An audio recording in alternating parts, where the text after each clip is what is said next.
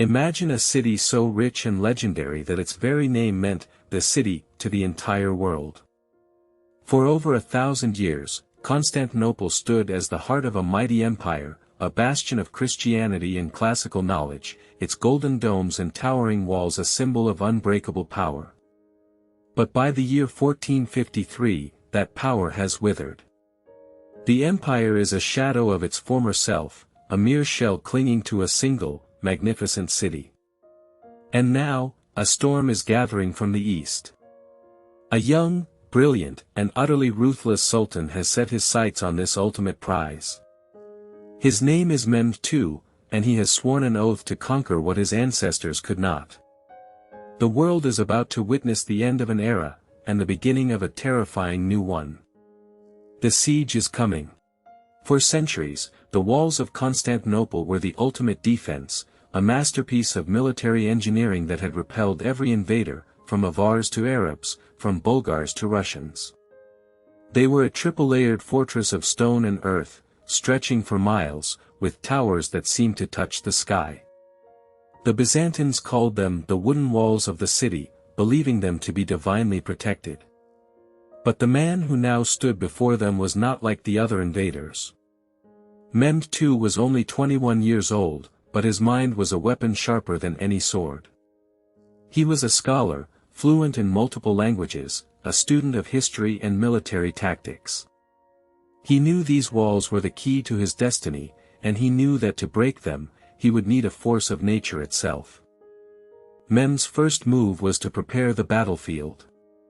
He understood that a siege is not just about the final assault, but about the months of strategic maneuvering that come before. In just a few months, he constructed a massive fortress on the European shore of the Bosphorus, directly across from an older castle built by his great-grandfather. This fortress, Rum-i Hizari, cut off any possibility of supplies or reinforcements coming to Constantinople from the Black Sea by ship. It was a declaration of intent, a stone fist clenched in the face of the dying empire. The Byzantines watched in despair as the fortress rose, day by day, its towers a constant reminder of their doom. They knew then that this was not just another raid for plunder, this was a war of annihilation. But even the mightiest fortress was not enough. To shatter the legendary walls of Constantinople, Mehmed needed a weapon that had never been seen before. He turned to a Hungarian engineer named Urban, who had first offered his services to the Byzantine Emperor. But the emperor, crippled by a lack of funds, could not pay him what he deserved.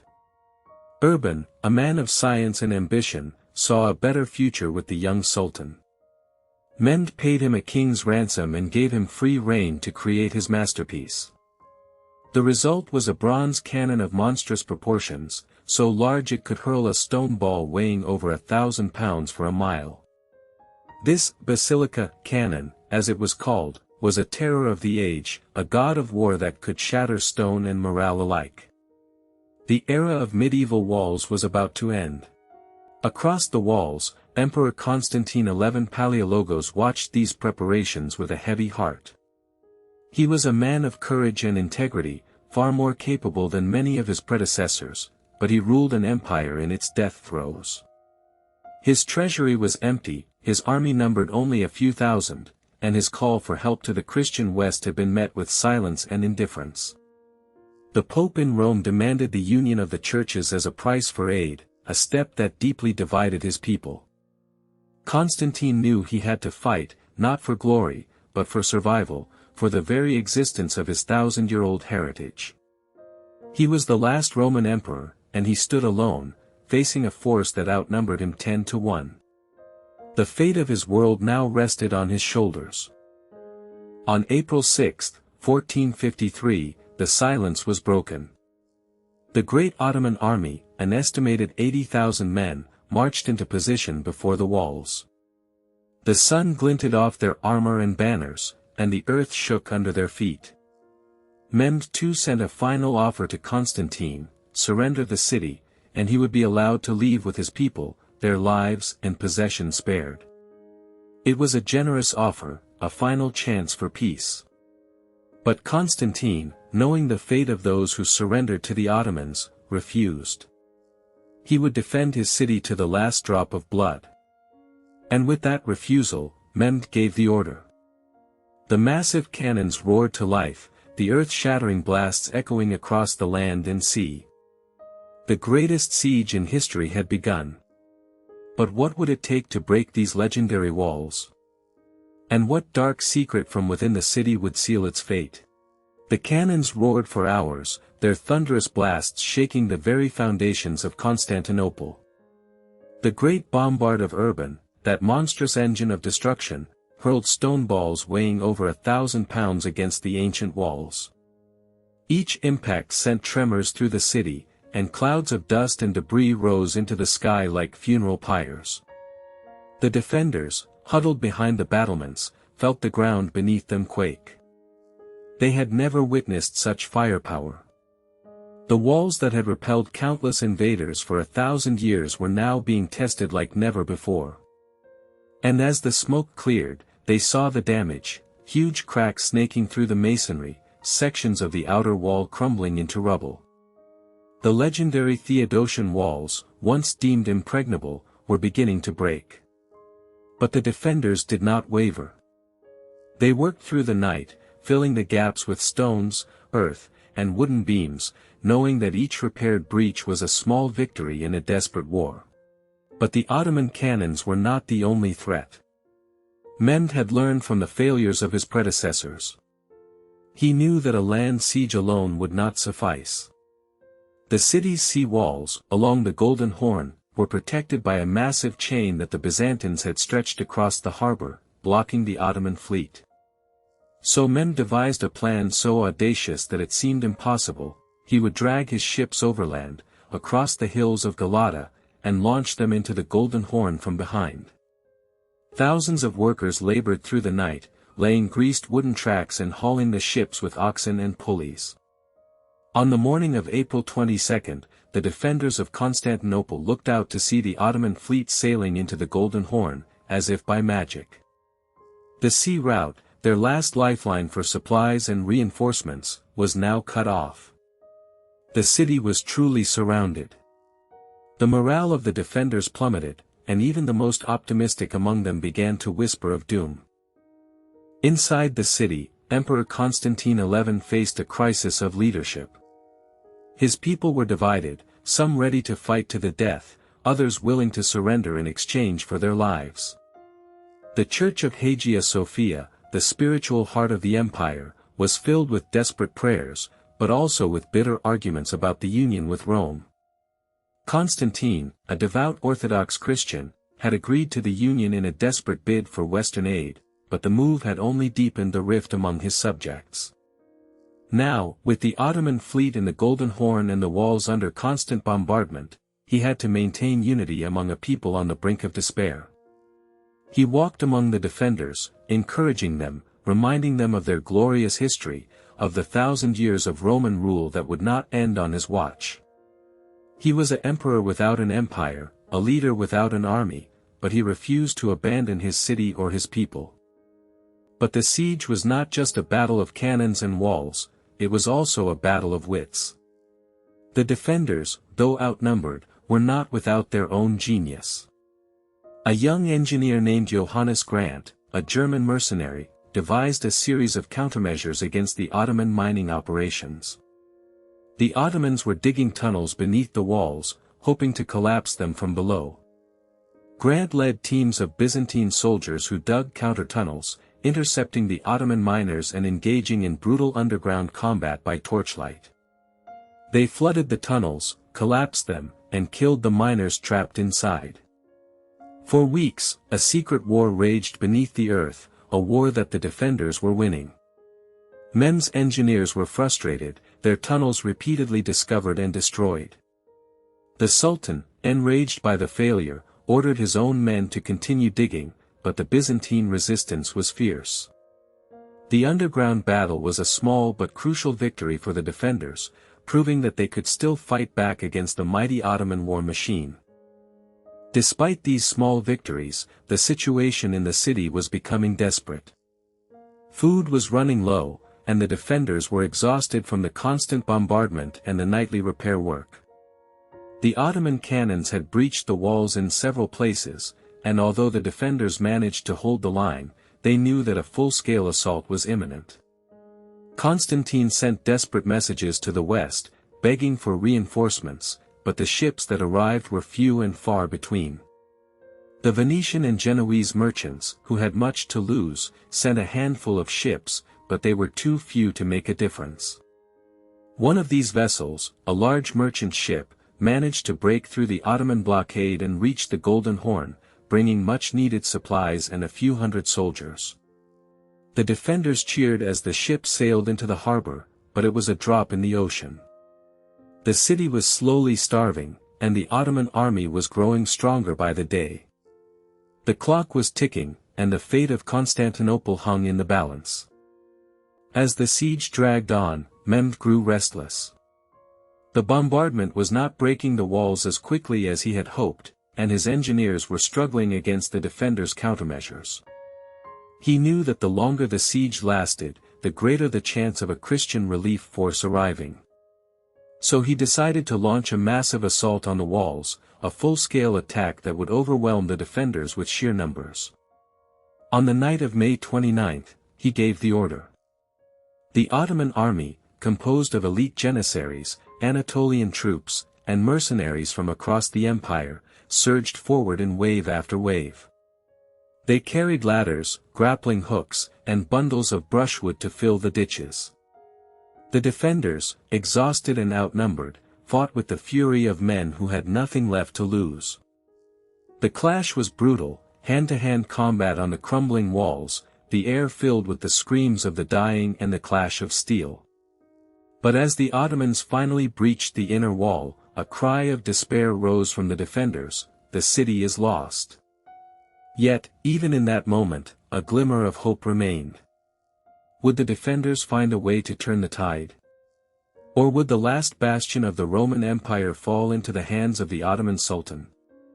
The answer would come with the dawn, and with it, the fate of 1,000 years of history. The night of May 28 was eerily quiet. The cannons had stopped, and a strange stillness hung over the city like a funeral shroud. The defenders knew what was coming. They could feel it in their bones. Constantine XI addressed his men one last time, his voice steady despite the despair in his eyes. He spoke of honor, of the glory of Rome, and of their duty to die for their faith. The soldiers, many of them weeping, swore an oath to fight to the last drop of blood. In the Ottoman camp, Mehmed II was also preparing his troops. He promised them riches, glory, and the city itself. The janissaries, his elite soldiers, were restless, eager for the final blow. As the moon climbed higher, a tense silence fell over both sides. It was the silence before the storm, the moment when history holds its breath, waiting to see which way the scales of fate would tip. Just before dawn, the silence was shattered. The Ottoman cannons roared back to life, unleashing a hellish barrage that shook the very foundations of the earth. Under the cover of this relentless fire, wave after wave of Ottoman soldiers surged forward. The first wave was composed of the Bashi bazooks, irregular troops sent in to tire the defenders and drain their strength. They were met with a storm of arrows, bolts, and boiling oil. The defenders, fighting with the desperation of cornered animals, threw them back. But as the irregulars retreated, the Anatolian regiments advanced. These were better trained, better equipped, and they hit the walls with brutal force. The fighting was savage, a chaotic melee of clashing steel and screaming men. Giustiniani and his Genoese mercenaries fought with legendary ferocity, holding the line at the crucial Blacherni section. For hours, the battle hung in the balance, the defenders repelling assault after assault, their strength waning with each passing moment. It was in the midst of this chaos that a small, almost insignificant detail tipped the scales. A small postern gate, the Kirkaporta, had been left unlocked by a previous sortie. A group of Ottoman soldiers, pushing forward, stumbled upon it. They were not a large force, perhaps 50 men, but they were enough. They slipped through the gate like shadows, finding themselves inside the city walls, behind the main defensive line. They were in a narrow, winding street, but they knew what to do. They raised their banners, shouted at the top of their lungs, and began to attack the defenders from the rear. Panic spread like wildfire. The defenders, who had been holding the line against overwhelming odds, suddenly found themselves caught in a vice. The cry of, "The city is lost," echoed through the streets, a phrase that struck terror into the hearts of even the bravest soldiers.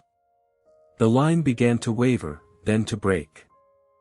The breach at the Kirkoporta was the beginning of the end.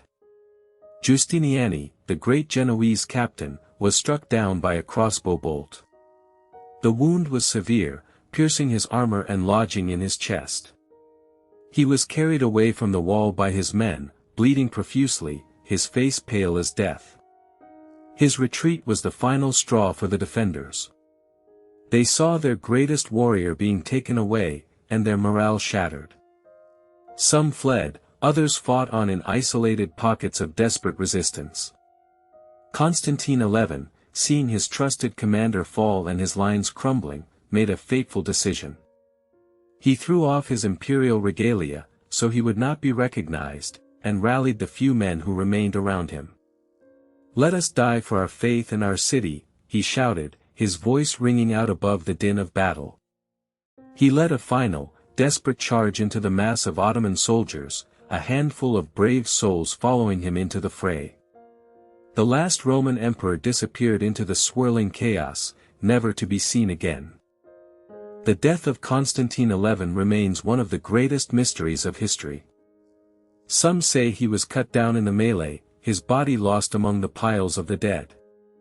Others whisper that he was swept away by an angel, turned to marble, and hidden in a cave beneath the city, waiting for the day when the Romans would return. The most detailed accounts claim that he was last seen near the gate of St. Romanus, fighting with the fury of a man possessed. He tore into the enemy ranks, his sword flashing, cutting down anyone who came near. But the numbers were too great. He was overwhelmed, and his body was never recovered. The Ottomans searched for it, wanting to display the head of the emperor to prove his death, but they found nothing. This fueled the legend that he did not die, but merely vanished, waiting for his moment to reclaim his city. The mystery of his fate has haunted historians and storytellers for over 5 centuries. By midday, the city was in Ottoman hands. The streets ran red with blood, and the air was thick with smoke and the cries of the vanquished. Mehmed II entered the city through the Chrysius gate, his face a mask of triumph. He rode slowly down the main avenue, past the desecrated churches and looted homes, until he reached the Hagia Sophia. He dismounted, walked inside the ancient cathedral, and stood before its vast dome. He knew he had achieved what his ancestors could not. The last bastion of the Roman Empire had fallen. But even as he claimed his victory, a small boat was slipping silently through the Bosphorus, carrying a precious cargo. It was a Genoese ship, and it held the last remnants of the Byzantine treasury, along with a secret that would not be revealed for centuries. A secret about a hidden tomb, a lost prophecy, and a sword that was said to be the key to the empire's rebirth. What was the secret, and who was on that ship? The answer, hidden in the shadows of history, would change everything we thought we knew about the fall of Constantinople. The silence after the storm was more terrifying than the battle itself. For 53 days, the walls of Constantinople had roared with cannon fire and screamed with the dying. Now, all was quiet, save for the crackle of flames and the distant weeping of the conquered. Mehmed II stood in the heart of the Hagia Sophia, his boots echoing on the ancient marble. He did not see a church, he saw a prize. He saw the seat of a new empire. But even as he gave thanks, a different kind of war was beginning. A war for the soul of the city. The Sultan knew that to hold this city, he could not simply kill its people. He had to break their spirit. And he knew exactly where to start, with their most sacred symbol. The fate of the Hagia Sophia, and the people who once worshipped there, hung in the balance. What would a conqueror do with a faith he could not understand? The answer would shock the world. Mehmed's first decree was not one of mercy, but of pragmatism. He ordered the Hagia Sophia to be converted into a mosque. The Great Cross was torn down, and the golden mosaics of Christ and the saints were plastered over or covered with whitewash. In their place, giant roundels bearing the names of Allah, the Prophet, and the first caliphs were hung from the columns. It was a brutal act of erasure. But then, he did something unexpected. He allowed the city's Christians to remain, and he even appointed a new patriarch to lead them. It was a calculated move, a way to keep the peace and collect taxes. The Sultan knew that a dead city was a useless city. He needed it to live, to trade, to grow. Yet, for the thousands of refugees huddled in the ruins of their homes, this tolerance felt like a cruel joke. Their emperor was dead, their churches were desecrated, and their world had ended. They were now subjects of a sultan, not citizens of an empire.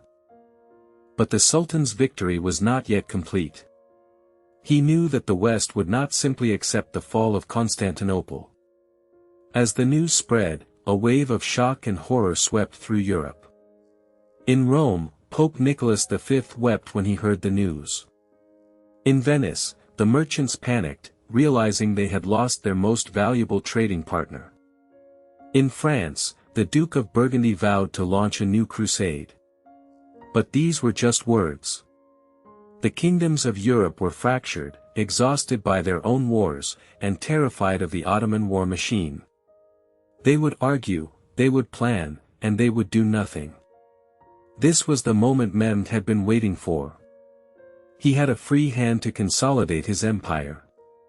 He began to repopulate the city, bringing in Muslims, Christians, and Jews from all over his domain. He rebuilt the damaged walls and constructed new palaces.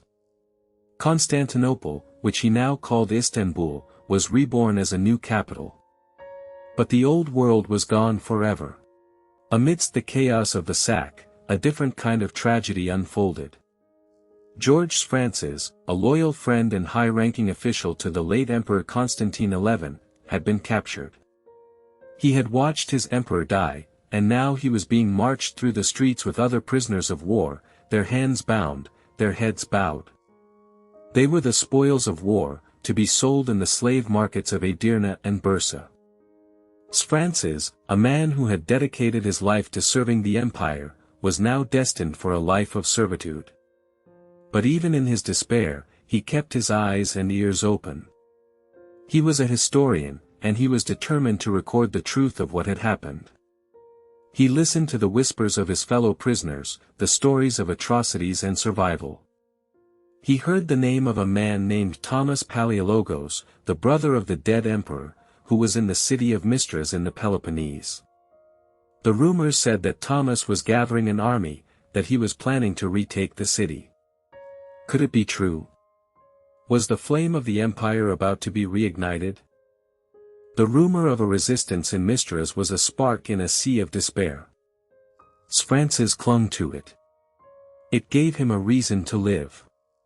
He knew the Sultan was now turning his attention to the rest of the Byzantine territories, to the small despotates that still held out in Greece. These were weak, divided states, easy prey for the Ottoman war machine. But if they could unite under a single banner, if they could rally the Christian kingdoms of Europe to their cause, they might have a chance. Mehmed too was also aware of this. He was not a man to leave a threat unresolved. He saw the Peloponnese as a festering wound that needed to be cauterized. He began planning a campaign to crush the last remnants of the empire.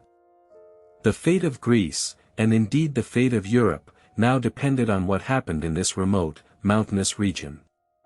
Would the Christians unite and fight, or would they fall one by one? The question hung in the air like smoke after a fire. The next move would determine the future of the continent. As Mehmed planned his next conquest, a new threat emerged from the west. It wasn't an army, but a letter. A letter from Pope Nicholas V, delivered to the Sultan's court. The Pope, still reeling from the loss of Constantinople, declared that a new crusade was being formed to drive the Ottomans back and reclaim the city for Christendom. His words were bold, but his threats were empty. The Sultan read the letter with a smile. He knew the kings of Europe were too busy fighting each other to answer the Pope's call. He had beaten them once, and he could beat them again. But he also knew he had to be careful. He had to secure his borders and build a navy strong enough to challenge the Venetian and Genoese fleets. The game of empires had just begun. The fall of Constantinople was not an end, but a beginning. It was the start of a new era of Ottoman power, an era that would stretch for centuries to come. But what about the secret on that ship? What about the hidden sword and the lost prophecy? Would they ever resurface to challenge the new world order? Or were they destined to be forgotten in the dark, waiting for a moment that would never come? The shadows of history hold many secrets, and the truth is often stranger than the myth. On the night the city fell, as flames licked the sky and the cries of the dying faded into the wind, a lone ship slipped through the blockade. It wasn't a warship, not a vessel of escape for nobles or soldiers. It was a merchant vessel, its hull low in the water, carrying a cargo more precious than gold or silk. In its hold, wrapped in oiled cloth and guarded by a handful of loyal knights, lay the sword of Constantine XI, the last emperor, and a scroll containing a prophecy older than the empire itself. This ship, the Eudaimonia, was heading not for Italy, not for the safety of Venice, but for the rocky shores of the Morea, to the despotate of Mistras, where the last free Greeks still held their breath, unaware of the storm that was about to break upon them. Meanwhile, in the conquered city, Mehmed II was not resting on his laurels. He knew that holding Constantinople was not the end, but the beginning of a much larger war. He looked at his maps, tracing the borders of his new empire, and his eyes always drifted to the north and west. There, in the mountains of Hungary, a new king had risen, a man his own age, a warrior and a scholar named Matthias Corvinus. The Hungarian king was building a library, the Bibliotheca Corviniana, and an army, the legendary Black Army, that rivaled anything in Europe. Men saw him as a future threat, a champion of Christendom who might one day march south to undo everything the Ottomans had achieved. The Sultan needed to secure his northern border before he could turn his full attention to the remnants of Byzantium in the Morea. The chessboard was set, and the next move would be made on the Danube. Bound in chains, George Francis was a man with nothing left to lose. The empire he served was a memory, his family scattered or dead. He was a slave in the palace of his enemy, a living trophy of a fallen world. But the rumor of Mistras, the last free Greek stronghold, had planted a seed of hope in his heart. He began to study his captors, learning their routines, their weaknesses. He watched the guards, the eunuchs, the viziers, and he waited. He knew that a single mistake could mean death, but a single moment of opportunity could mean freedom. His mind, once occupied with the intricacies of court diplomacy, was now focused on a single, burning goal: escape. He had to reach Mistras. He had to find the survivors and rebuild what was lost. But escape from the heart of the Ottoman Empire was a near impossible task, and he knew he couldn't do it alone. The opportunity for Francis came from an unexpected source, a young Ottoman soldier named Orhan, who had been assigned to guard the prisoners. Orhan was not a fanatic. He was a conscript from the Balkans, a Christian by birth who had been taken in the Devshirme and forced to convert. He was tired of war, tired of bloodshed, and secretly harbored a resentment for the Sultan who had taken him from his family. Francis, with the keen eye of a former diplomat, saw the conflict in the young man's eyes. He began to speak to him, not as a master to a slave, but as a man to a man. He spoke of home, of family, of the green hills of Greece. He planted a seed of doubt in Orhan's mind, a whisper of a different life. It was a dangerous game, playing with the loyalty of a soldier, but for Francis, it was the only game left to play. In the meantime, the Pope's call for a new crusade was echoing through the courts of Europe, but it was a call that fell on deaf ears. The kings and princes were more interested in their own petty squabbles than in reclaiming a city they had long forgotten. King Charles VII of France was ill, the Holy Roman Emperor Frederick III was weak and indecisive, and the Italian city-states were more concerned with their commercial rivalries. Only one man seemed to take the threat seriously, the Duke of Burgundy, Philip the Good. He was a man of grand gestures and chivalric ideals, and he saw himself as the natural leader of a new crusade. He hosted lavish feasts and tournaments, where knights swore oaths to fight the infidel. But his promises were as empty as the Pope's. He was more interested in the glory of the gesture than the reality of the fight. The West was a house divided, and Mehmed too knew it. He could see their weakness, their indecision, and he was ready to exploit it. Mehmed, ever the strategist, knew he had to strike before the West could unite. He couldn't afford a long campaign in the Morea if Hungary was threatening his northern flank. So he made a decision that would echo through history. He would march his main army north, to the Danube, to confront Matthias Corvinus and any other would-be crusader. He would leave Constantinople with a small garrison, a token force to hold the city. It was a calculated risk, a gamble that would leave his greatest prize vulnerable. But he believed that no one in the West had the will or the ability to attack him soon. He was betting on their division, their cowardice, their greed. He was betting that the fall of Constantinople would remain just a memory, a tragic tale, and not the spark that ignited a holy war. As the Sultan's army marched out of the gates, a new threat was already brewing within the city walls. Did the departing Sultan realize that he was leaving behind a viper's nest, waiting for the right moment to strike? Subscribe to our channel and join us in the next episode, as we uncover the secret rebellion that threatened to undo the Ottoman conquest from within. The dust from the Sultan's army hadn't even settled when the whispers began. Constantinople, the city that had stood for 1,000 years, was now a ghost of its former self, its streets empty except for the Ottoman patrols and the few terrified Greeks who dared to peek from behind shuttered windows. Zaganos Pasha, the Grand Vizier left in command, was a man of ruthless efficiency, but even he couldn't be everywhere at once. He didn't see the furtive glances exchanged between the bakers and the boatmen, the silent signals passed in the shadows of the ruined aqueducts. He didn't hear the name that was now spoken only in the most guarded whispers, Francis. The man who was supposed to be a broken slave had become something far more dangerous, a spark of hope in a city drowning in despair. Francis wasn't a warrior, he was a courtier, a man of words and whispers. But in the wreckage of his world, he found a new purpose. His captor, a young Ottoman soldier named Halil, was not a zealot. He was a conscript from a poor Anatolian village, who saw the war not as a holy mission, but as a path to a better life. Francis, with his silver tongue, saw the cracks in Halil's loyalty. He spoke of the riches that the old Byzantine families had hidden, of the gold that could buy a man's freedom and a new life far from the Sultan's shadow. He didn't ask Halil to fight for the Christian cross, he asked him to fight for his own future. It was a dangerous game, playing on a man's greed, but Francis had nothing left to lose. He was betting his life on the hope that even an Ottoman soldier could be corrupted by the promise of gold. Their first meeting point was a forgotten cistern beneath the ruins of a church. The air was thick with the smell of stagnant water and decay.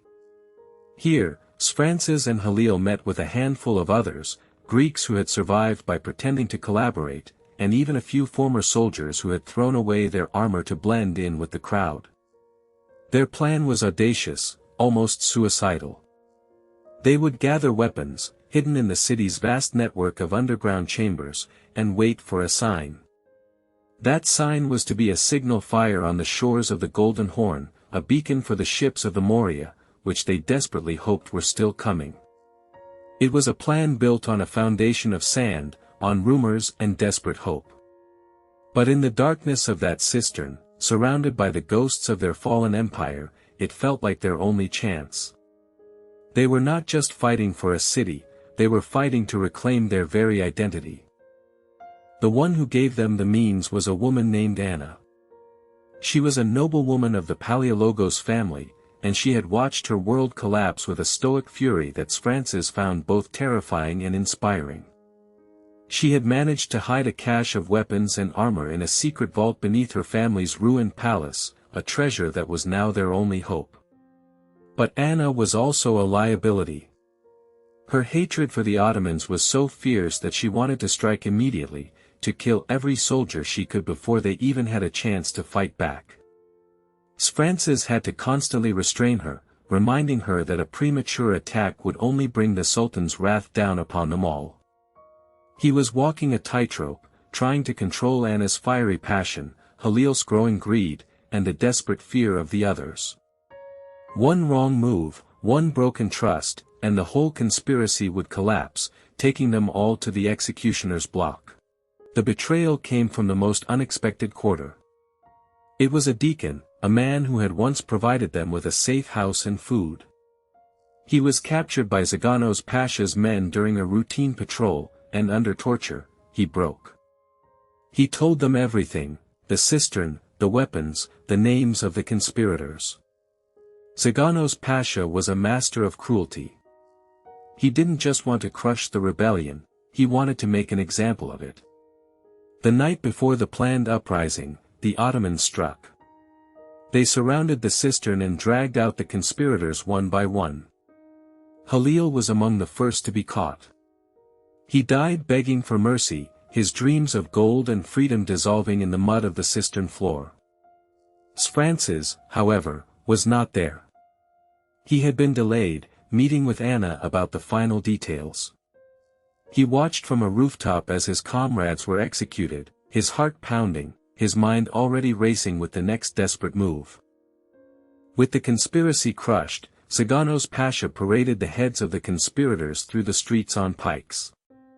It was a brutal message to the people of Constantinople: hope is a deadly sin. Francis and Anna were now fugitives in their own city, their last chance for freedom slipping away. But as the Sultan's army returned from its campaign in the north, victorious again, new, terrifying thought began to take shape in Francis' mind.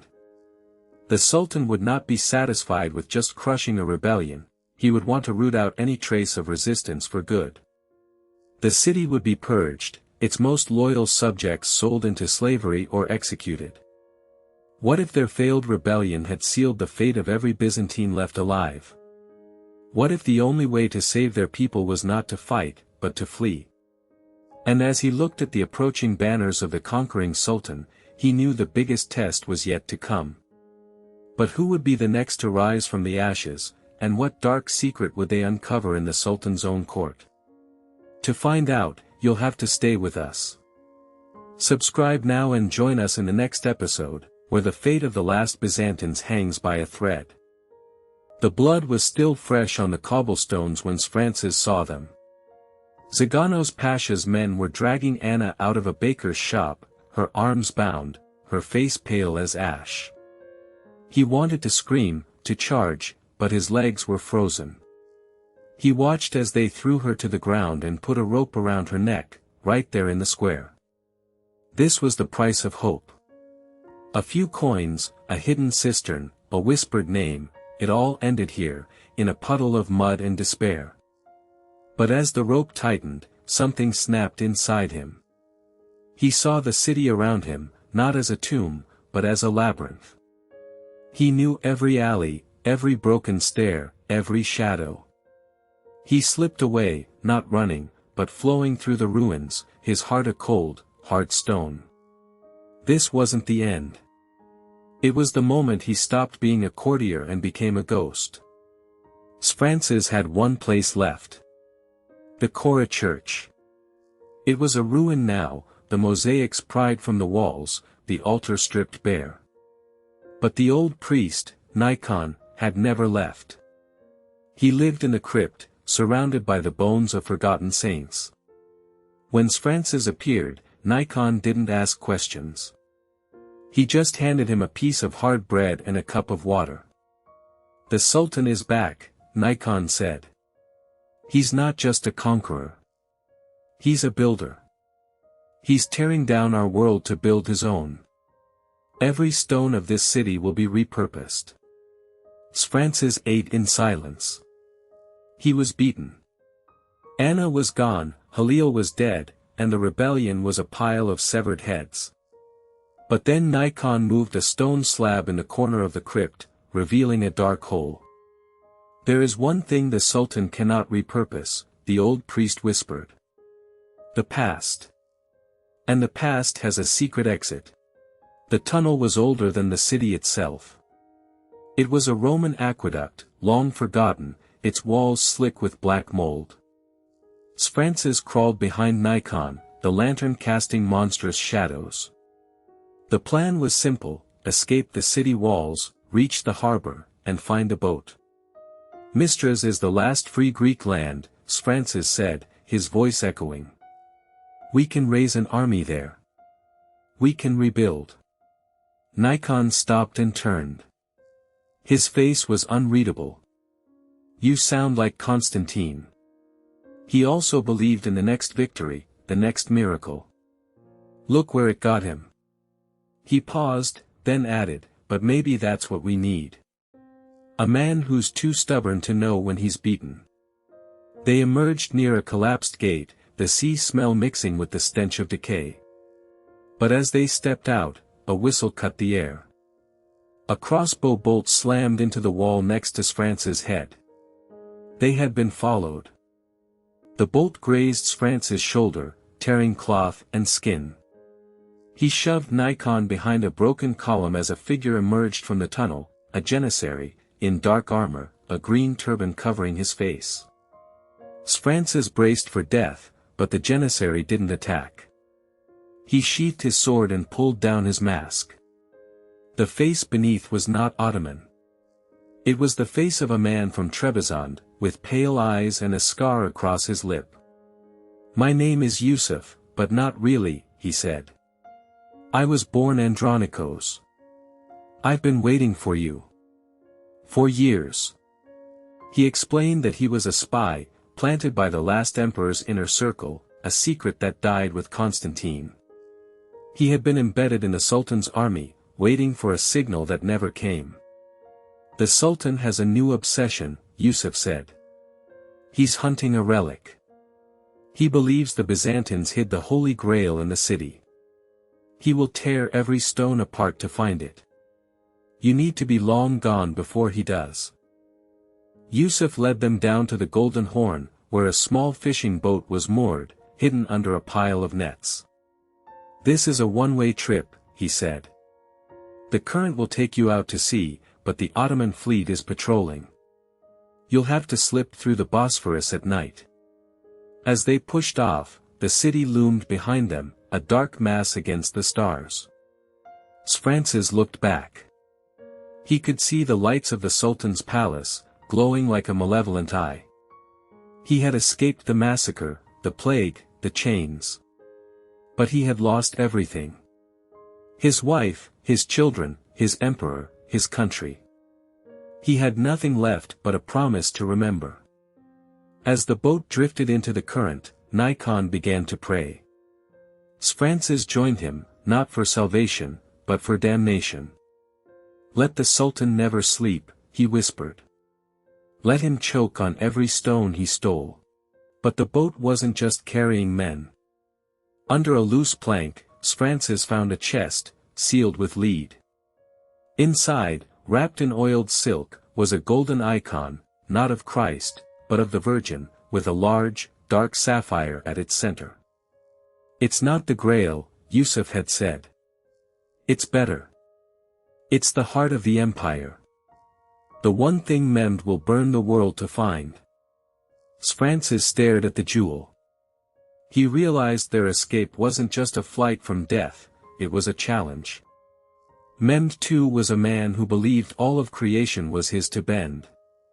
But here, in a stolen boat, was proof that a piece of Byzantium was beyond his grasp. The Sultan would not rest. He would send his best assassins, his most loyal dogs. And as the shore faded into the black, Francis knew this was not the end of the war. It was the beginning of a new one, fought in shadows and whispers. Who is the Sultan sending to hunt you down? And what will they do when they find out you carry the last true relic of the empire? The night swallowed them whole. The fishing boat creaked as it slipped through the dark waters of the Bosphorus, and every shadow on the shore seemed to move with them. Francis could feel the weight of the icon against his chest, a burning secret that threatened to ignite the entire sea. Anna kept her hand on the tiller, her knuckles white, her eyes fixed on the distant silhouette of an Ottoman patrol ship. It was a game of cat and mouse, played in near total darkness, with the lives of the last Byzantines hanging in the balance. The wind shifted, carrying the faint sound of Turkish voices across the water. Francis held his breath, pressing his palm against the wooden plank that hid their precious cargo. He thought of the Sultan, sitting in his palace, already dreaming of a world without the memory of Rome. But he was wrong. As long as this boat stayed afloat, as long as this icon remained out of his grasp, the dream of Byzantium would never die. It would just learn to fight from the shadows. Just as they thought they were clear, a shout cut through the night. A spotlight of lantern light swept across the water, catching the edge of their boat. "Stop," a voice barked in Turkish. Anna yanked the tiller hard, turning the boat toward a narrow inlet choked with reeds. The patrol ship groaned as it changed course, its hull slicing through the water behind them. Francis grabbed an oar and began to row, his muscles screaming in protest. Nikon was muttering a prayer, his eyes squeezed shut. The reeds closed around them like a curtain, hiding them from view. They froze, listening to the sound of the Ottoman ship pass so close they could hear the crew speaking. Minutes felt like hours. Then, the sound faded. Anna let out a shaky breath. "They're gone," she whispered. But Francis knew this was just the first obstacle. The Sultan's reach was long, and his patience was endless. They had escaped the net, but the hunters were already being unleashed. By dawn, they had crossed into the Sea of Marmara. The sky bled orange and pink, and for a moment, the world seemed almost peaceful. But Francis knew better. They were still within Ottoman waters, and every passing merchant ship could be a spy. They pulled the boat ashore on a deserted stretch of coast, far from any village. Anna stretched her legs, wincing as she stood. "We need horses," she said. "And supplies. The road to Mistras is long." Nikon pointed to a distant plume of smoke. "There's a settlement that way. We can trade for what we need." Francis looked at the icon, still wrapped in its oiled silk. "No. We can't risk being seen. We'll travel by night, through the forests. We'll live off the land." It was a dangerous plan, but the only one that made sense. They had to become ghosts, invisible to the world, until they reached the safety of the despotate of the Morea. But even as he said it, Francis felt a chill run down his spine. He knew that the Sultan's shadow was long, and it was already stretching toward them. They traveled for 3 days, sleeping in caves and abandoned shepherds' huts. The terrain grew rougher as they entered the hills of Thrace. On the 4th day, they saw them, a group of horsemen, riding hard along a ridge to the south. They weren't Ottoman soldiers. Their banners were plain, their armor mismatched. "Mercenaries. They're looking for us," Anna said, her voice tight. "How do you know?" Francis asked. "Because they're riding like men who are paid to find something. And they're heading straight for the road to Mistras." They changed course, heading deeper into the forest. But the horsemen were relentless. That night, as they made camp in a thicket of oaks, they heard the sound of horses approaching. Francis drew his sword. "Get ready to run," he whispered. The riders stopped just a few dozen yards away. Francis could hear them speaking in a mix of languages, Latin, Greek, even some Turkish. They were sales words, hired by someone who wanted them dead. And in that moment, Francis knew that Karacha, the Sultan's assassin, was not working alone. The mercenaries moved on, but Francis knew they'd be back. They had to find a more secure hiding place. Nikon, who had been silent for hours, suddenly spoke. "There's a monastery. A few miles east. The monks are old friends. They'll hide us." They reached the monastery at dusk. It was a crumbling structure, half in ruins, but it offered shelter. The abbot, a frail man with kind eyes, welcomed them without question. "You bring trouble," he said. "But we have seen much trouble. Stay as long as you need." That night, as they ate a meager meal of bread and olives, Francis noticed something. One of the monks, a young man with a shifty gaze, kept staring at the bundle containing the icon. Francis didn't sleep that night. He watched the monk, who eventually slipped out of the monastery and disappeared into the darkness. When he returned, Francis confronted him. "Who did you tell?" he demanded. The monk trembled. "They said they would spare the monastery if I told them where you were. They're coming. You have to leave. Now." They fled the monastery just as the mercenaries arrived. Francis heard the clash of steel behind them, the screams of the monks. Nikon stopped, his face pale. "Go on without me," he said. "I'll hold them off." "No." Anna cried. But Nikon was already turning back, his staff raised. "The world needs what you carry. Not an old man's life." Francis grabbed Anna's arm and pulled her into the night. They ran until their lungs burned, until the sounds of battle faded into the distance. They found a small fishing village on the coast and bribed a fisherman to take them across the Aegean. As the boat sailed south, Francis looked back at the shore. He could see a column of smoke rising from the direction of the monastery. He said a silent prayer for Nikon, and for all the brave souls who had sacrificed themselves for their cause. "We're going to make it," Anna said, her voice fierce. "We're going to reach Mistras. And we're going to rebuild." Francis nodded, but he knew the truth. The war had just begun. And the Sultan's most dangerous weapon was already on their trail. "So, who is the Sultan sending to hunt you down? And what will they do when they find out you carry the last true relic of the Empire?" Subscribe to find out in the next episode. The Italian merchant ship creaked and groaned as it cut through the dark Aegean waters. For 3 days, they had sailed south, hugging the coast, always watching the horizon for Ottoman sails.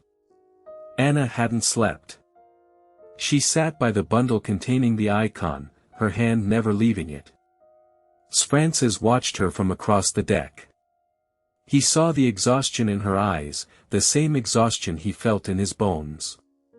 The fisherman had told them of a ship leaving from a small port near Smyrna. They had found it. A merchant vessel bound for Crete. The captain, a grizzled Venetian named Marco, asked no questions. He took their gold and gave them a corner below deck.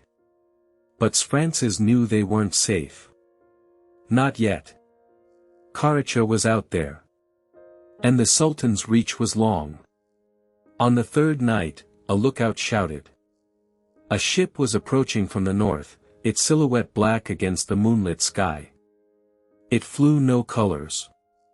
For a moment, Francis feared the worst. But as it drew closer, he saw it was a small, fast galley. And on its mast, a single banner, a double-headed eagle.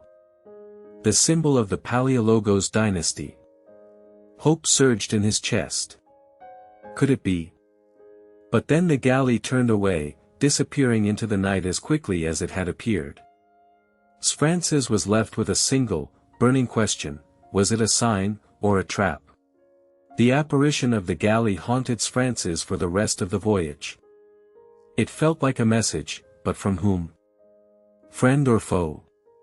He kept the sighting to himself, but he saw Anna watching the horizon too, her eyes searching for something she couldn't name. The ship docked at Chios, a prosperous island under Genoese control. The harbor was packed with vessels from every corner of the Mediterranean. It was a dangerous place. Too many eyes, too many ears. They needed to find a quiet inn, somewhere they could rest and plan their next move. But as they stepped onto the dock, a dockworker bumped into Francis. "Sorry, sir," the man muttered, his eyes darting. As he moved away, Francis felt a piece of parchment being pressed into his hand. He unfolded it beneath his cloak. It was a crude map of the island, with a single location marked near the northern coast. There was no name, no seal. Just an X. Anna looked at it, her brow furrowed. "It could be a trap," she said. "Or it could be a way out," Francis replied. "We don't have the luxury of ignoring either possibility." The map led them to a crumbling tower on the northern coast, overlooking a rocky cove. It was an old Genoese watchtower, abandoned for years. Inside, they found Demetrios, a wizened old merchant with a missing ear and a face like cracked leather. He was waiting for them, a lantern casting long shadows across his face. "You're the ones from the city," he said, his voice a dry rasp. "Everyone knows. The Sultan's agents have been asking questions from here to Rhodes. There's a price on your heads big enough to buy a small kingdom." Francis tightened his grip on his sword. "Why did you bring us here?" Demetrios laughed, a sound like grinding stones. "Because I was a friend of your father, George. And because I owe a debt to the old empire that I can never repay. But more importantly, because you're carrying something that could change everything." He pointed a gnarled finger at the bundle Anna was clutching. "The icon. It's not just a piece of the true cross, is it? It's a key. A key to a treasury that was hidden before the city fell. A treasury that could fund an army large enough to challenge the Sultan himself." Francis felt his heart pound. He had suspected the icon was important, but this? This was something else entirely. "Where is this treasury?" he asked. Demetrios smiled, revealing a row of yellowed teeth. "That, my friend, is a secret I'll take to my grave. But I can tell you who might know." Demetrios told them of a monk who had fled the city before the final assault. A man named Kyrillos, who had been the keeper of the imperial archives. He knew the secrets of the Palaiologos family, including the location of the hidden treasury. "He's on Patmos," Demetrios said. "In the monastery of St. John. He's old now, but his mind is sharp. Find him, and you'll find your answers." They left Chios that night, sailing on a small fishing boat Demetrios had arranged. The sea was rough, the sky heavy with clouds. As they approached Patmos, a storm broke, lashing the boat with rain and wind. They sought shelter in a small cove, but as they did, they saw a sight that froze their blood. A sleek Ottoman galley was anchored in the harbor, its crew visible on deck. They were too late. Or were they? Francis watched the galley for hours, waiting for any sign of movement. Then, as dawn broke, he saw a group of soldiers disembark and march towards the monastery. They were there for Kyrillos. And they were going to get to him first. Francis knew they had to act fast. They couldn't let the Ottomans get to Kyrillos first. They beached their boat on the opposite side of the island, away from the main harbor, and scrambled up the rocky slopes. The monastery was a fortress, its walls towering above them. They found a small, unguarded postern gate and slipped through. Inside, the monastery was a maze of corridors and chapels. They searched frantically, but the monks they encountered only shook their heads and whispered, "He's gone." They took him. Panic seized Francis. They were too late. But then, a novice monk tugged at his sleeve. "The old man, he knew you'd come. He left this." The monk handed Francis a small, leather-bound book. It was a journal, filled with Kyrillosa's spidery handwriting. On the first page, a single line, "The treasury is not in the city. It is in the city's shadow." Francis stared at the words, his mind racing. The city's shadow? What did that mean? Then it hit him. The underground cistern. The basilica cistern, built by Justinian. It was still under the city, a vast, dark reservoir. Could the treasury be hidden there? The thought was audacious, brilliant, and terrifying. But it meant they would have to go back to Constantinople. The most dangerous place on earth for them. The realization was like a physical blow. Constantinople. The very idea of returning was madness. The city was a fortress, teeming with Ottoman soldiers. They would be walking into the lion's den. But if the treasury was there, if it was real, it could change the fate of their people. It was a risk they had to take. They left Patmos as secretly as they had arrived, stealing a small boat from a local fisherman. The journey north was tense, every passing ship a potential threat. They hugged the coast, traveling only at night, hiding in coves during the day. After a week, they saw it, the great walls of Constantinople, rising from the sea. But it was a city transformed. Minarets now pierced the skyline where once church bells had rung. The Hagia Sophia, once the greatest church in Christendom, was now a mosque. Francis felt a deep, aching sorrow. This was his home, and it was gone forever. But he pushed the feeling aside. They had a mission. They waited until nightfall, then rode towards the city walls. They found a small, forgotten water gate, half hidden by rubble. It was the same gate they had used to escape. Now, they were using it to return. As they slipped through the dark opening, Francis whispered a prayer. "God, protect us. We're coming home." They entered the city like ghosts, moving through the empty streets, avoiding the patrols. The basilica cistern was where they needed to go. It was a vast, underground chamber, supported by hundreds of columns, its waters dark and still. They found an entrance near the old imperial palace. The air was cold and damp, the silence almost absolute. They descended the stone steps, their torches casting flickering shadows on the ancient walls. The cistern was enormous, a forest of columns stretching into the darkness. They searched for hours, looking for any sign of a hidden chamber. Then, Anna noticed something. One of the columns seemed different.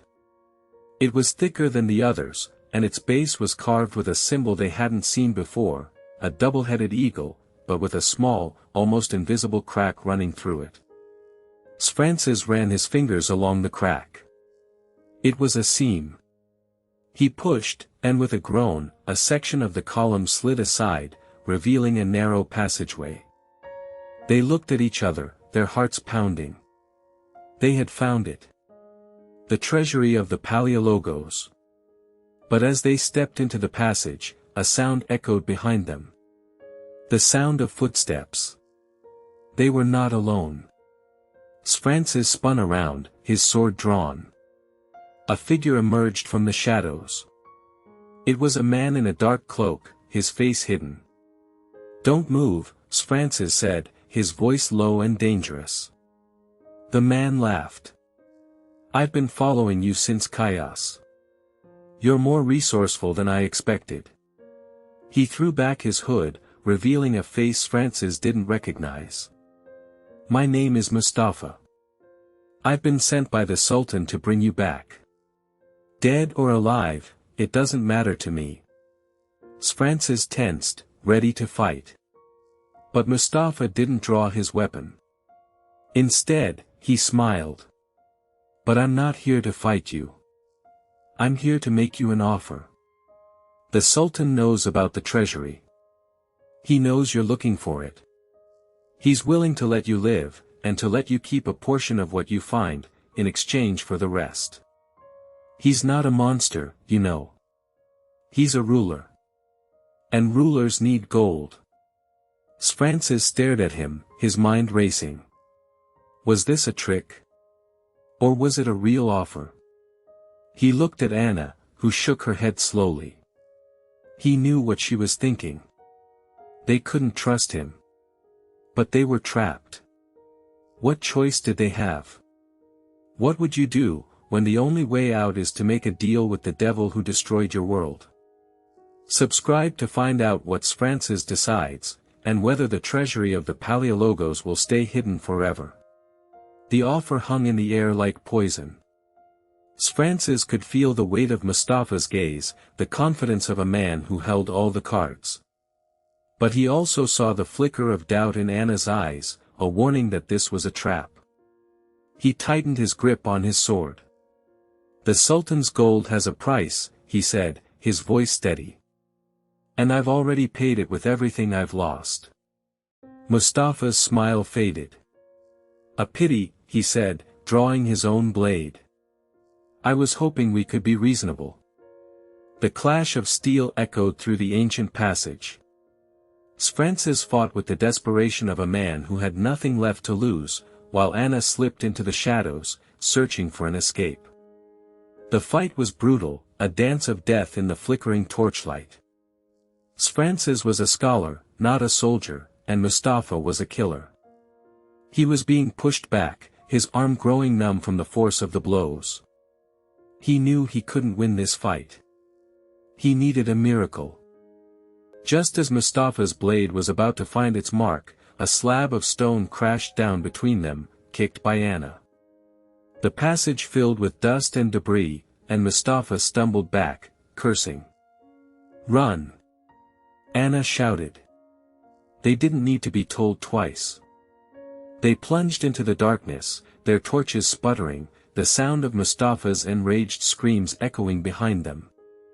The passage twisted and turned, a labyrinth of ancient engineering. They emerged into a large, vaulted chamber, half filled with water. This was the deepest part of the cistern, a place where the echoes of dripping water seemed to whisper secrets of a forgotten age. They waded through the cold, dark water, their hearts pounding. They could hear Mustafa's footsteps growing closer. Then, they saw it, a faint glimmer of light from a grate above them, leading to the surface. It was their only chance. They climbed the slimy, moss-covered wall, hand over hand, the sound of their pursuer getting closer with every second. They pushed against the iron grate. It was rusted, but it moved, sighing open to reveal the night sky. They emerged into the ruins of an old Byzantine church, its roof long gone, leaving only the skeletal remains of its walls. The moon cast long shadows across the broken marble floor. They were in the heart of the conquered city, but for a moment, they were safe.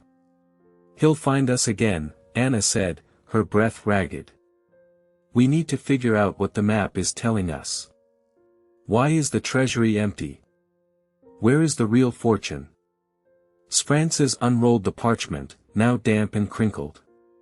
He studied it under the moonlight. The map was more complex than he initially thought. It had two destinations. The first was the basilica cistern, which they had just found empty.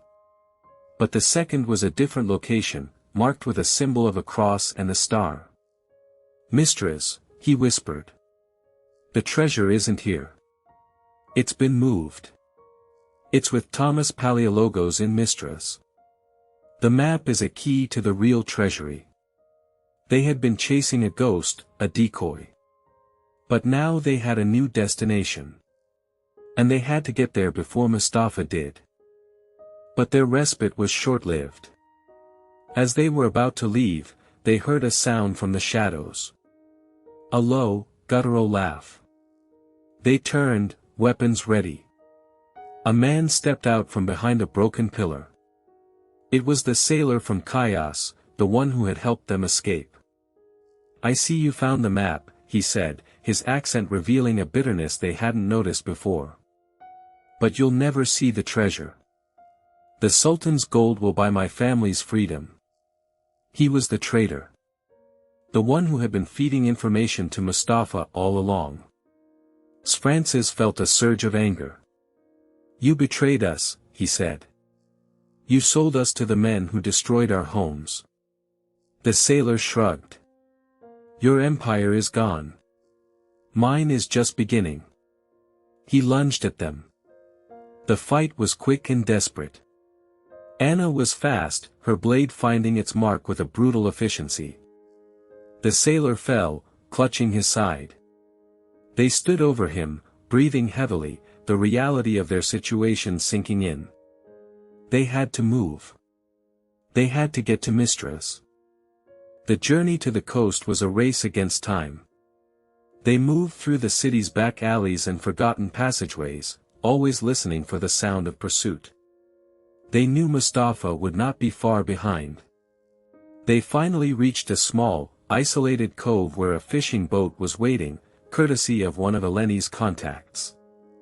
As they set sail, leaving the doomed city behind, they saw a column of smoke rising from the horizon.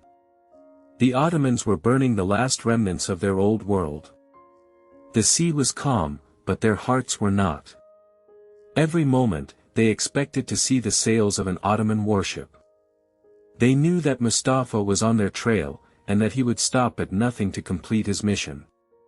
But they also carried with them a new hope, the map to Mistras, and the promise of a resistance that could challenge the Sultan. The wind filled their sails, pushing them towards their destiny. But the journey was long, and the sea was unforgiving. They could only hope that they would reach Mistras before Mustafa's blade found them. Then, they saw it. A single, dark sail on the horizon, cutting through the water with a deadly purpose. A fast Ottoman galley. It was closing in on them quickly. They had no oars, no weapons that could match a warship. They were trapped. "We can't outrun them," Francis said, his voice grim. "We need a plan." Anna looked at the approaching ship, then at the map in her hand. "We'll lead them astray," she said. "We'll head for the islands, lose them in the coves. It's our only chance." They changed course, heading for a rocky archipelago. The galley followed, its sails billowing. It was a deadly game of cat and mouse. They weaved through the narrow channels, the rocks scraping the hull of their small boat. The galley was too large to follow, and they watched as it struggled to navigate. For a moment, they thought they had escaped. But then, a sound. The twang of a bowstring. An arrow embedded itself in the mast. Mustafa had another ship, a smaller one, hidden in the cove. They were cornered. How can they escape the trap that has been set for them? What is the secret that will save them? Subscribe to the channel to follow their desperate fight for survival in the next episode. The arrow thudded into the mast, a wooden heartbeat against the silence of the sea. Mustafa's smaller craft had cut off their escape, its sleek hull sliding into the channel like a blade. Francis looked at Anna, her face was pale, but her grip on the map was unyielding. They had no room to maneuver, no time to think. The Ottoman soldiers were already lowering a boarding ramp, their scimitars glinting in the dying sun. "We can't fight them all," Francis whispered, his hand moving to the hilt of his own blade. But Anna's eyes were fixed on something else, a narrow gap between the jagged rocks, barely wide enough for their small boat. "We go through there," she said, her voice steady. It was a suicide run, a gamble against the sharp teeth of the island's shore. But as the first soldier leaped onto their deck, they had no other choice. The boat lurched forward, scraping against the rocks as they squeezed through the narrow gap. The Ottoman soldiers on their deck stumbled, losing their footing. One of them fell into the churning water with a scream. Francis grabbed a loose rope and swung it, knocking another soldier off balance. The small vessel groaned in protest, but it held. Behind them, they could hear Mustafa's voice, shouting orders, his fury barely contained.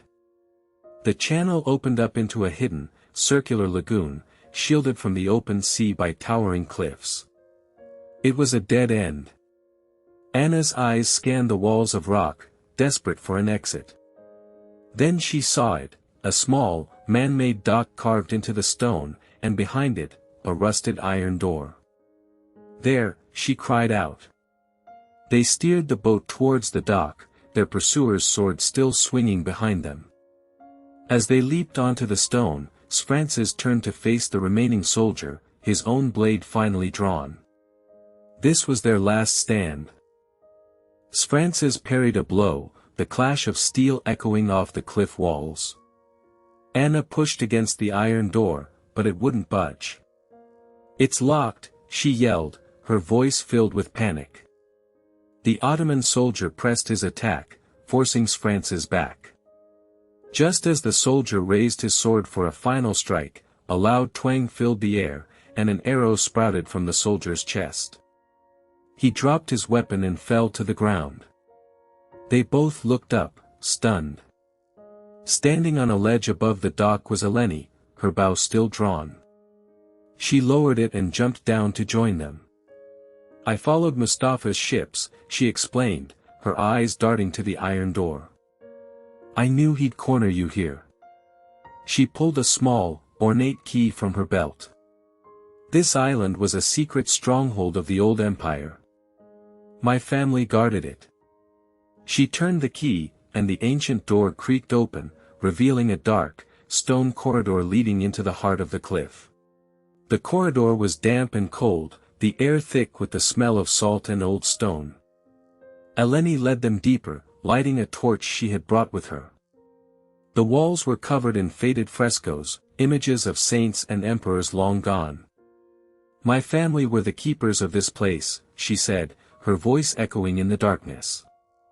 "They were also the keepers of secrets." At the end of the corridor, they entered a large, round chamber. In the center stood a massive, ancient chest, bound in iron and covered in symbols. "The weapons my father spoke of," Anna whispered. Eleni shook her head. "It's more than that. This is a cache of the old imperial guard. Weapons, armor, and documents. The real reason Mustafa is so desperate to catch you isn't just for the map. It's for what this chest contains. Proof of a pact between the Ottoman Sultan and a powerful family in the West. A betrayal that could shatter Mehmed's throne." Francis and Anna exchanged a look. This changed everything. They weren't just carrying relics, they were carrying a political weapon that could alter the fate of the world. They pried open the heavy lid of the chest. Inside, wrapped in oiled cloth, were not just swords and shields, but rolls of parchment sealed with the sigils of both the Byzantine Empire and a prominent Western noble house. Eleni carefully lifted one of the scrolls. "This is the proof," she said. "A treaty of alliance between the Sultan's father and the Venetian Doge. A promise to divide the empire's territories before the final blow was even struck." Francis felt a cold fury rise in his chest. The betrayal went deeper than he ever imagined. "If this gets out," Anna said, "Mehmed's alliances will crumble. Venice will be seen as a traitor to Christendom. The whole balance of power could shift." But their moment of revelation was cut short by a sound from the corridor, the heavy footsteps of armored men. Mustafa had found them. Eleni quickly closed the chest. "We must not let this fall into his hands," she said, her voice urgent. They had the weapon they needed. Now they just had to survive long enough to use it. The footsteps grew louder. "There's another way out," Eleni whispered, pointing to a hidden crevice behind the chest. "It leads to a cave on the other side of the island. But it's a long climb." They grabbed what they could, the most critical scrolls, a few weapons, and squeezed into the narrow passage. Behind them, they heard the chamber door burst open and Mustafa's voice, cold with rage. "Find them. They can't have gone far." The passage was dark and tight, and they had to move single file. The sound of their pursuers echoed behind them, but they pushed on. After what felt like an eternity, they emerged into a sea cave, the opening just wide enough for a small boat. A rowboat was tied to a stone pillar, hidden from the open sea. They climbed in and pushed off, the dark waters silently swallowing their escape. As they rowed out into the twilight, they saw Mustafa's silhouette in the cave entrance, watching them. He didn't fire. He just stood there, a promise of vengeance in his eyes. They had escaped for now, but the hunt was far from over. The question that now burned in their minds was not if Mustafa would come, but where they could possibly go to be safe. The oars dipped into the black water, each stroke a whisper against the vast, indifferent sea. Behind them, the island faded into a shadow, and with it, the silhouette of Mustafa, a statue of vengeance against the twilight sky. They rowed until their arms burned, until the stars wheeled overhead and the first hint of dawn bled across the horizon. But the sea, which had been their salvation, soon turned hostile. The wind picked up, howling like a wounded beast. Waves, dark and towering, rose around their small boat, tossing it like a child's toy. Anna's face was pale, her knuckles white as she gripped the side. "We can't outrun this," she shouted over the roar of the storm. Francis looked at the compass in his hand, the needle spinning uselessly. They had escaped one enemy, only to be handed over to a far more merciless one. Their fragile hope, it seemed, was about to be swallowed by the deep. Just when it seemed the sea would claim them, the storm broke as suddenly as it had begun. The clouds parted, revealing a pale, watery sun. They found themselves in a calm, shallow bay, the water clear enough to see the sandy bottom. Exhausted and soaked, they dragged the boat ashore.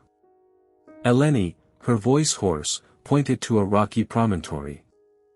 "That's the coast of the Morea," she said. "We're not far from Mistras."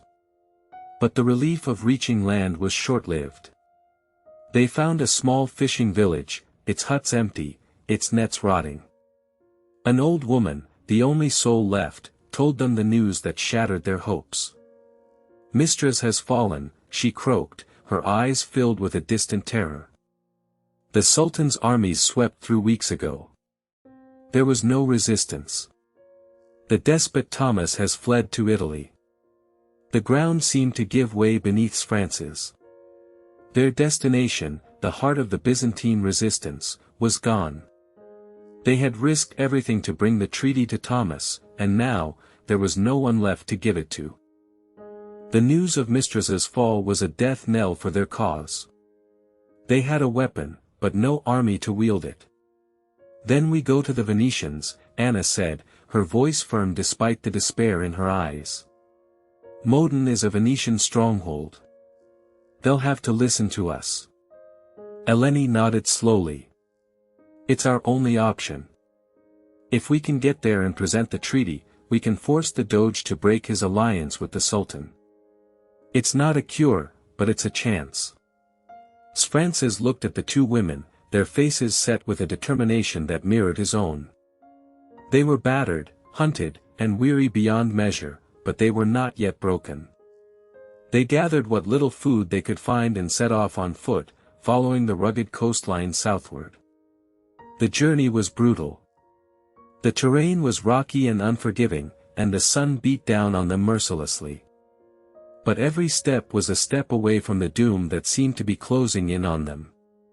They were heading into the lion's den, but they had no other choice. After days of walking, they finally saw it, the high walls and the bustling harbor of Modin, a jewel of the Venetian maritime empire. But their arrival was not greeted with open arms. The city was a fortress under siege, not by an army, but by a flood of refugees from the fallen Byzantine territories. The Venetian governor, a stern man named Paolo Irizzo, agreed to see them, but his patience was thin. He listened to their story with a cold, skeptical expression. A treaty between the Sultan and Venice? This is a dangerous accusation, he said, his fingers drumming on the table. Francis unrolled the scroll, the seal of the Doge glinting in the candlelight. Irizzo's eyes widened, and for a moment, a flicker of alarm crossed his face. "Where did you get this?" he demanded. But before they could answer, a young officer burst into the room. "My lord, there's a ship flying the Ottoman flag. It's demanding entry to the port. They say they're here for the prisoners." Francis's blood ran cold. They had been followed. The name of the ship was the Kermet, and its captain was not a soldier, but a merchant. A merchant of flesh and blood. His name was Balteoglu, and he was infamous from the Aegean to the Black Sea as a slaver who served the Sultan's court. He had been given a simple task: track down the fugitives and bring them back, alive, so that their secrets could be extracted. The Venetian governor, now caught between the evidence of the treaty and the presence of a powerful Ottoman agent, was in a precarious position. He could not openly defy the Sultan, but he could not ignore the proof of Venetian betrayal. "I will not hand over guests who have sought my protection," Irizzo finally declared, his voice tight. "But I will not risk my city for them either. They will be placed under house arrest in the citadel until I decide what to do." As they were led away, Francis looked back and saw Balteoglu in the courtyard. He was a thin, sharp-featured man with cold, calculating eyes. He was not looking at them, but at the chest being carried by a guard. He was not just a hunter, Francis realized. He was a predator who could smell the value of their prize. They were given a single room in the highest tower of the citadel, a prison with a view. From the narrow window, they could see the entire harbor, including the Kermet bobbing at anchor. Balteoglu had made no move to leave. He was waiting, patient as a spider. "He's not going to attack the city," Eleni said, watching the ship. "He's going to wait until we're forced out, or until the governor gives in." Francis turned the scroll over in his hands. The proof of Venetian treachery was now the very thing that might get them killed. "We need to buy time," he said. "We need to make the governor see that this is bigger than his city. This is about the future of the entire Mediterranean." But as he spoke, he saw Anna staring at the harbor, her face pale. "Look," she whispered. A second ship had entered the port. It was a Venetian galley, flying the flag of the Doge himself. "The governor is calling for instructions from Venice. He's going to give us over. We have to do something, now." The trap was closing, and the only way out was to take the most desperate gamble of all. The trap was closing, and the only way out was to take the most desperate gamble of all. With the Venetian galley in the harbor, their time was measured in hours, not days. Irizzo's courtesy had a razor-thin edge, and Balteoglu's patience was a predator's calm. But in the dead of night, Anna found something in the ancient stones of the citadel's foundation. A seam in the wall, hidden behind a tapestry, revealed a narrow, crumbling passage. It was a smuggler's tunnel, long forgotten, that led from the tower toward the sea. As they crept into the darkness, the echo of boots in the courtyard above told them the guards were already coming. The question was not whether the tunnel would save them, but what they would find at the end of it. The tunnel ended at a collapsed grate that opened onto the rocky shore, hidden from the harbor by a jagged outcrop. They emerged into the cold night air, the salt spray stinging their faces. Behind them, the citadel was a dark silhouette against the stars. But their freedom was an illusion. The Kermet was still anchored in the bay, its lanterns glowing like a predator's eyes. They had escaped the citadel, but they were still trapped on the island of Modin, with Balteoglu's men and the Venetian galley blocking every route. Their small boat was gone, confiscated. They had nothing but the clothes on their backs and the map, now just a memory. Francis looked at Anna. "We have to get to the mainland," he said. "We have to get to the treasure before Mustafa does." Just as despair began to set in, Eleni spotted a faint light bobbing in the water near the rocks. It was a small fishing boat, old and weathered, tied to a hidden mooring. A desperate chance. They had no oars, but they found a single plank and used it to paddle, pushing off into the dark water. Every splash of the oar felt like a thunderclap.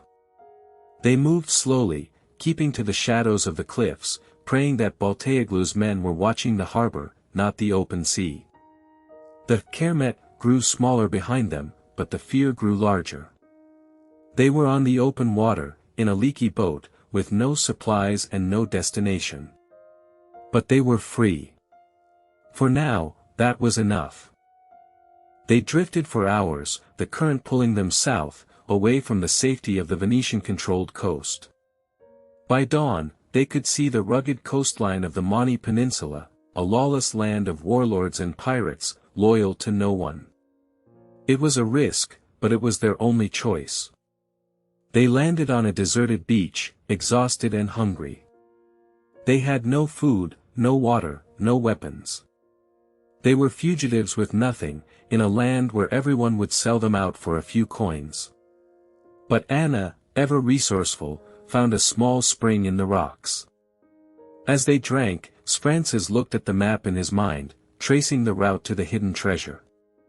They had lost the chest, but the secret was still in their heads. And as long as they were alive, the secret was safe. The Mani was a land of stone and blood. They walked for a day, avoiding villages, keeping to the hills. They were heading for a place that only Anna knew from old stories, the ruins of ancient Sparta, where the map indicated the treasure was hidden. But the journey was brutal. The sun was unforgiving, the terrain was rocky and barren, and they had no supplies. They were on the verge of collapse when they saw it, a column of smoke rising from a valley below. It was a village, but it could be friendly or hostile. They had no choice but to risk it. As they approached, they saw a group of fierce-looking men, armed with old muskets and curved swords. They were Maniot warriors, famous for their resistance to the Ottomans. Their leader, a grizzled old man with a scar across his face, stepped forward. "Who are you?" he demanded, his hand on his sword. Francis knew that their lives depended on the next few words. He stepped forward, weary but proud. "I am George Francis, former Chancellor of the Roman Empire," he said. "And this is Anna, a noblewoman of the Paleologos blood. We are hunted by the Sultan, and we seek shelter." The warrior's eyes narrowed. He studied them, their tattered clothes, their defiant stance. Then he laughed, a harsh, barking sound. "The Sultan's enemies are welcome here," he said. "We have been fighting those dogs for 100 years." He introduced himself as Captain Theodoros. He offered them food and shelter, but his eyes were also on their empty hands. "You have nothing," he said. "No weapons, no gold. What were you carrying that was so valuable the Sultan would send his dogs after you?" Francis looked at him, and for the first time, he smiled. "A secret," he said. "A secret that could end the Ottoman Empire. And we need your help to find it." The old captain's eyes gleamed with interest. But as he led them into the village, Francis saw a young boy staring at them, and he knew that their arrival would not go unnoticed for long. The hunter was still out there, and now, so were the wolves. The game was not over. It was just beginning. And what would they find at the ruins of Sparta? What secret was so powerful that it could shake the world? The answer was waiting, buried in the ancient stones. But would they live to see it? That's the story we'll uncover next time. If you want to know what happens when they reach the ruins of Sparta, and what they find hidden there, make sure to subscribe right now. You won't want to miss what comes next. The relative safety of the Maniot village was a fragile illusion, shattered by the cold stare of a child. Francis saw it, the way the boy's eyes flickered to the hilltop, where a signal fire had just been lit. The wolves had found their trail. Captain Theodoros, his scarred face grim, wasted no time. The Ottomans have eyes everywhere, even here, he growled, his hand resting on the hilt of his sword. If they know you're here, they'll be on us by dawn. He gave them a choice, leave now, or face the Sultan's justice with him. They chose to run, plunging back into the rocky wilderness of the Mani, with Theodoros and his warriors as their guides. The terrain was a brutal maze of limestone and thorn bushes, but they pushed on, driven by the desperate hope that the ruins of ancient Sparta held their salvation. But as they crested a ridge, the sun setting behind them, they saw it, a column of dust on the horizon. Ottoman cavalry, and they were closing fast. They didn't have time to reach the ruins before the cavalry caught them. Theodoros, a man who had spent his entire life evading Ottoman patrols, made a snap decision. He led them off the main track, down a steep ravine choked with ancient olive trees.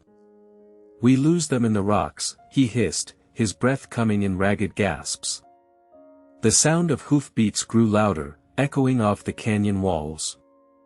Francis could feel the fear in his chest, a cold knot tightening with every passing second. Anna stumbled, and he caught her, pulling her along. They were not going to make it. The cavalry was almost on them. Just as the first horseman appeared at the top of the ravine, Theodoros pointed to a narrow opening in the cliff face, hidden by a tangle of wild vines. In there. Now, he commanded. They scrambled through the opening, finding themselves in a dark, natural cave. The horsemen thundered past above them, their shouts and the clatter of hooves fading into the distance. They had escaped, but they were now trapped, with no idea what lay ahead. The cave was more than just a hiding spot. As their eyes adjusted to the gloom, they saw that it was a tomb. Ancient, crumbling frescoes adorned the walls, depicting warriors and kings long forgotten. Theodoros lit a torch, its flickering light revealing a stone sarcophagus in the center of the chamber. "This is where the old kings sleep," he said, his voice echoing in the silence. "Spartans, from before the Romans came." Francis felt a chill run down his spine. This was a place of immense history, a place that had seen empires rise and fall. Anna, her hand tracing the faded paintings, whispered, "The map, it pointed here, to the ruins.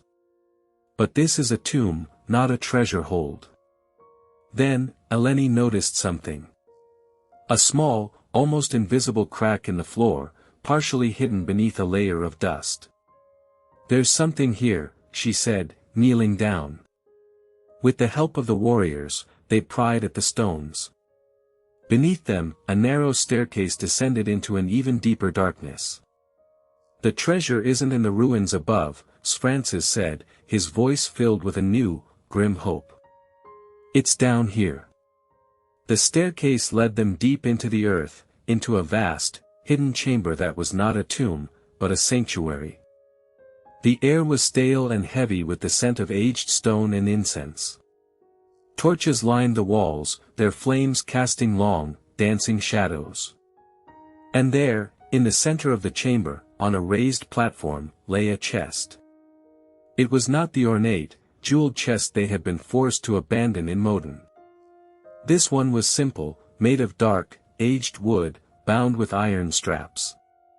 Francis's heart pounded in his chest. Could this be the true treasure? The map had been a clever deception, or perhaps a test. He approached the chest, his hands trembling. The others watched in breathless silence. He lifted the heavy lid. Inside, nestled on a bed of faded purple silk, was not a pile of gold or jewels, but a single, ancient book, its cover bound in leather and adorned with a faded golden cross. And beside it, a small, unassuming reliquary, made of silver and glass. Anna gasped.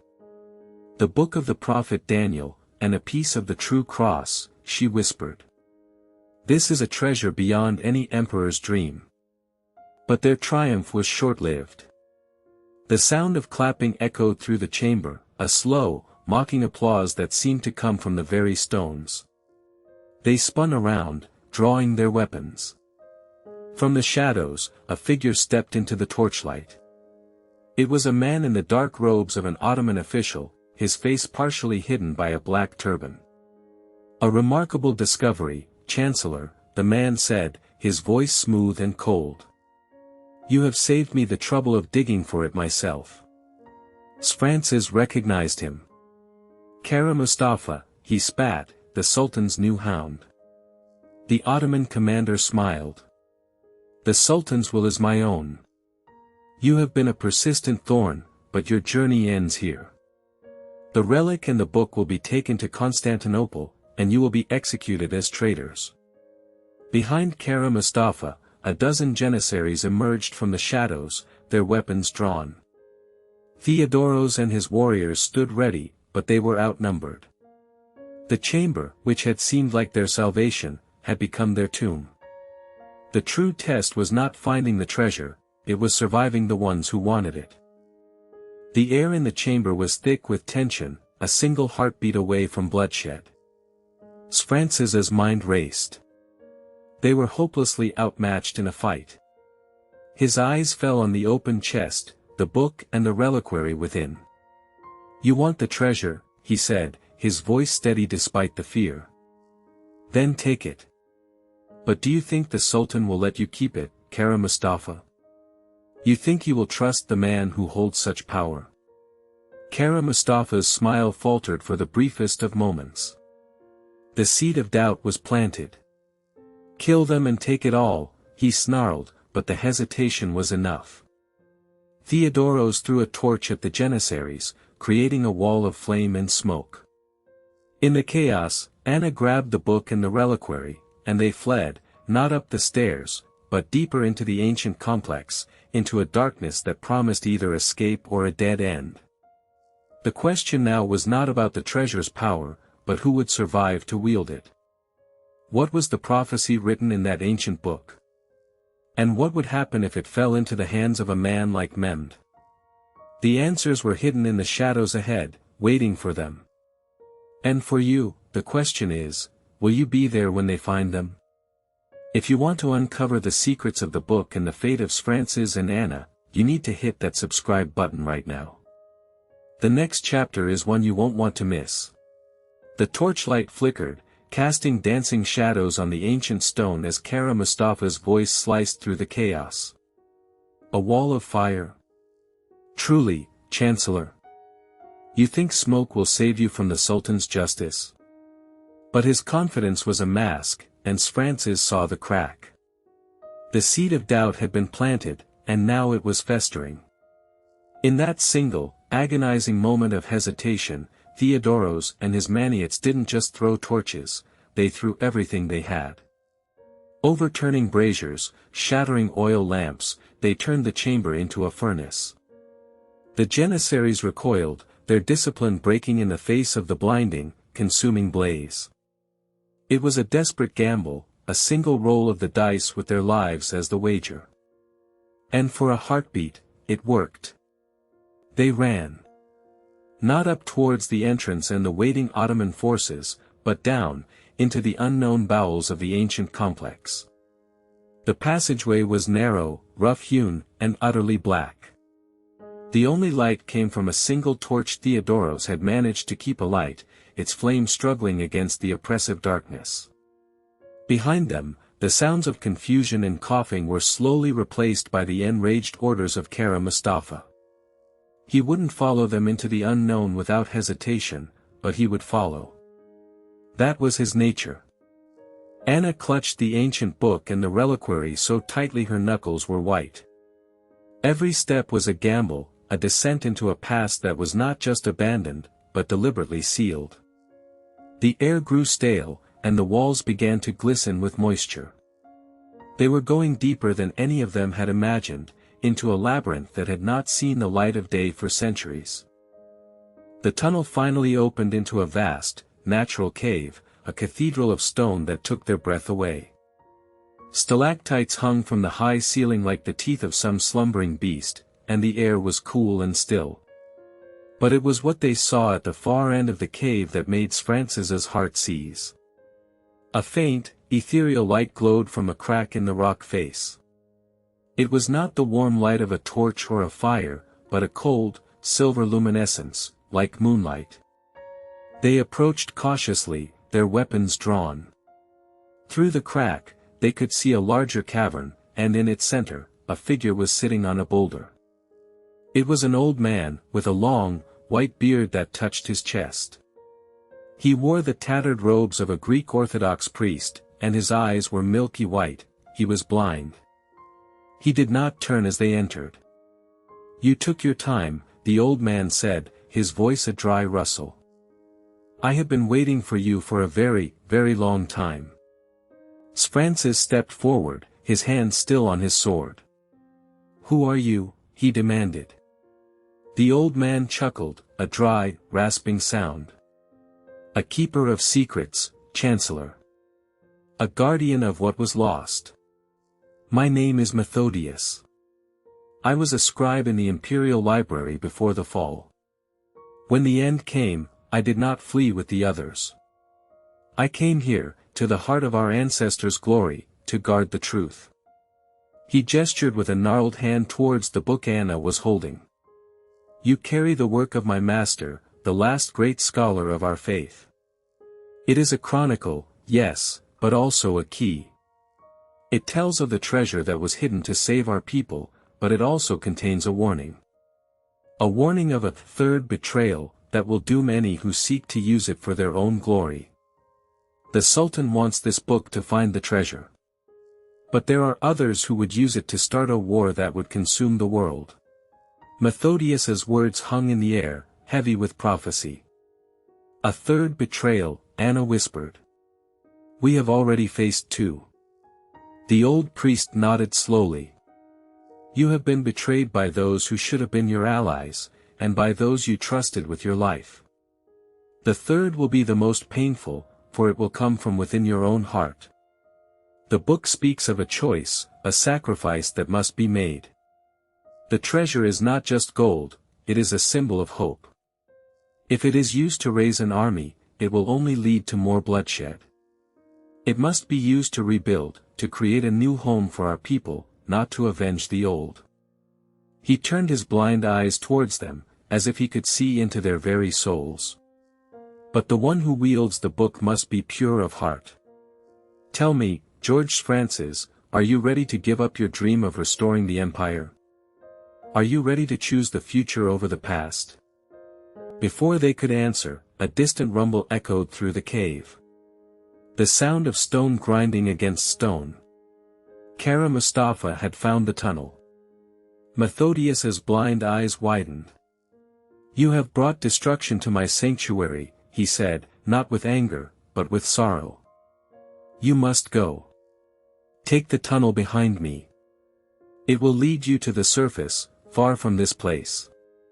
But know this, the prophecy is not set in stone. You have the power to change it." He handed Francis a small, iron key. "This will open the final vault, the one where the treasure is hidden. But only use it when your heart is clear. Go. I will hold them off." As the others ran, Francis paused at the tunnel entrance and looked back. The old priest was standing in the middle of the cave, a lone figure against the encroaching darkness. The question of the prophecy, of his own ambition, now burned brighter than ever. What was the third betrayal? And was he willing to make the ultimate sacrifice? The answers were waiting, but so was Kara Mustafa.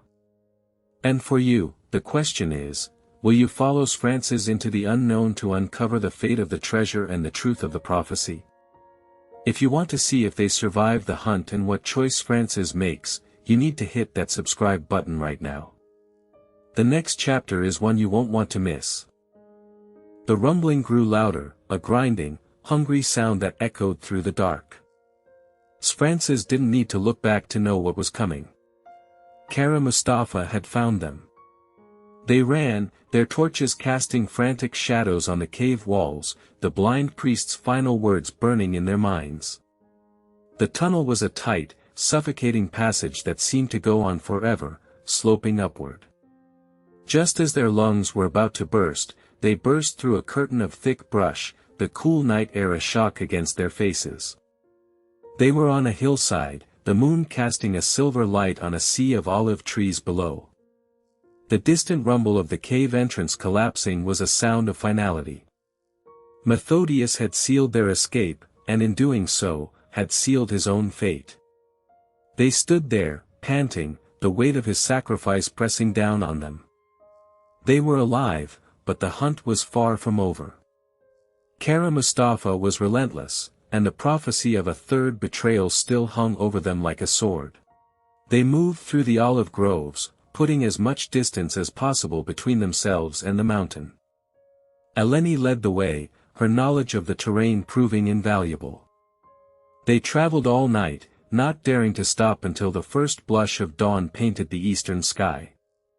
They found shelter in a crumbling shepherd's hut, its stone walls offering a small measure of safety. As they caught their breath, Theodoros spoke the words they were all thinking. "He will burn every village to find us. We cannot run forever." Anna looked at the ancient book, its leather cover worn and mysterious. "Then we stop running. We use what we have." Francis knew she was right. The time for running was over. The time for a choice had come. He clutched the iron key Methodius had given him, its cold weight a reminder of the responsibility he now carried. The priest's words echoed in his mind, "The one who wields the book must be pure of heart." Was he? He had spent his life dreaming of restoring the empire. Could he truly give that up? The decision was made. They would not seek out a lost army. They would not try to rekindle a dead empire. Instead, they would use the treasure to build a sanctuary, a new home for the thousands of Byzantine refugees scattered across the Mediterranean. It was a choice that felt like a betrayal to everything Francis had ever fought for, and yet, as he spoke the words, a strange sense of peace settled over him. The third betrayal wasn't about a person. It was about betraying his own past, his own ambition. This was the sacrifice the prophecy demanded. Their first step was to find the treasure's final vault. The map in the book, now decoded with Eleni's help, pointed to a location not far from the ancient ruins of Mistras. They set out under the cover of dusk, moving with renewed purpose. The hunt was no longer about survival, it was about reaching their destination before Kara Mustafa could stop them. But their enemy was not just behind them. In the cities and ports they passed, they saw the faces of fellow refugees, and they knew that some, desperate for the Sultan's reward, would betray them for a few coins. Their journey led them into the Taygetus Mountains, a stark, beautiful landscape of jagged peaks and deep gorges. The final location was a small, forgotten Byzantine monastery, perched precariously on a cliffside. It was a place of silence and shadow, seemingly untouched for decades. With the iron key, they unlocked a heavy oak door in the monastery's crypt, revealing a hidden chamber. Inside, instead of chests of gold and jewels, they found a single, beautifully crafted silver reliquary, surrounded by ancient manuscripts and religious icons. This was it. This was the true treasure of the empire. Not gold for war, but the knowledge, the faith, and the culture of a civilization that refused to die. As Francis held the reliquary, a profound sense of purpose filled him. He had found something more valuable than an empire. He had found a future for his people. Their moment of triumph was short-lived, however, as the sound of marching feet and clinking armor echoed from the monastery courtyard below. Kara Mustafa had found them. There was no time to plan. Kara Mustafa was in the courtyard, his voice a cold, commanding snarl. Bring them out. I'll have their heads on pikes before sunset. Francis looked at his companions. We have what we came for. Now we must make sure it leaves this place. Theodoros, the Maniot warrior, smiled a grim smile. Leave this to me. I was born in these mountains. He led them to a narrow, hidden path that snaked down the cliff face, a route only a local would know. As they descended, they heard the clash of steel and the roar of fire behind them. Theodoros had set a trap, a rockslide to block the main gate and buy them time. They reached the valley floor just as the sounds of the Ottoman soldiers struggling with the rockslide echoed down. They ran, the reliquary safe in Anna's arms. They made it to a small fishing village on the coast, where they met a captain willing to take them across the sea to Italy for a handful of silver coins. As the boat pulled away from the shore, they saw a column of smoke rising from the mountainside. Theodoros had sacrificed himself to ensure their escape. The sea stretched out before them, a vast, uncertain future. They had escaped the Ottomans, but they had lost Theodoros, and with him, a piece of their own story. The treasure was safe, a symbol of hope rather than a weapon for revenge. But the question that had haunted them from the very beginning now had a new form.